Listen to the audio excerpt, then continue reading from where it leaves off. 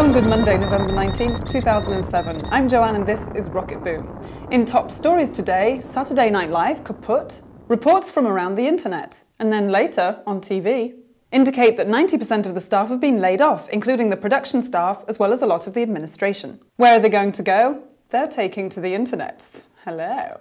While writers have proven for years how easy it can be, as have designers and musicians, now Hollywood's finest are definitely here.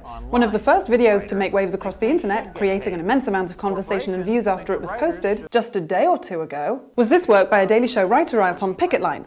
Our top story, really our only story, the ongoing writers' strike, which began last Monday after talks broke down between writers, seen here working slavishly for your entertainment, and media company CEOs captured here in their natural habitat. Here's another. I'm going to prove to you that you can't make any money on the internet. All right, here we go. Here's a computer that is streaming an episode of Heroes, okay? Well, right after it's done, show me this Old Spice commercial. We found that one online, on a blog, for the writers of the Stephen Colbert Report.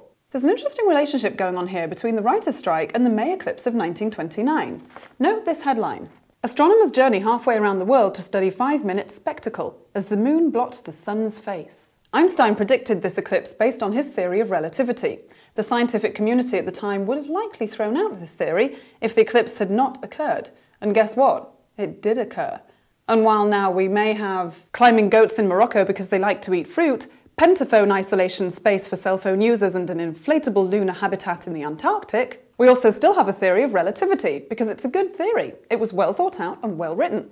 But should we expect the theory of relativity to last forever? Of course not. Astronomers and physicists are the first to fall into this trap.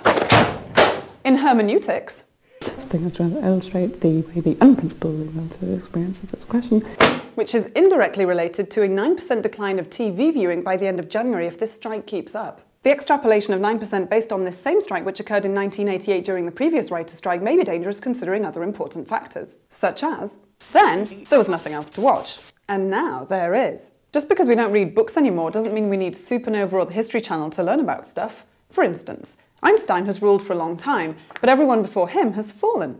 If you look at the history of scientific theories, they never get it right. Somebody always one-ups them. This week, the new scientific revolution is in E8. This is the theory of everything. Simply put, E8 combines the standard model of particle physics, which describes 3 of the 4 known fundamental interactions between the elementary particles that make up all matter as well as gravity, giving more validity to the foundational string theory, which is a model of fundamental physics whose one-dimensional building blocks extended as strings rather than the 0-dimensional point particles once thought by people who have since been one-upped. The hypothesis can be illustrated in 248 dimensions.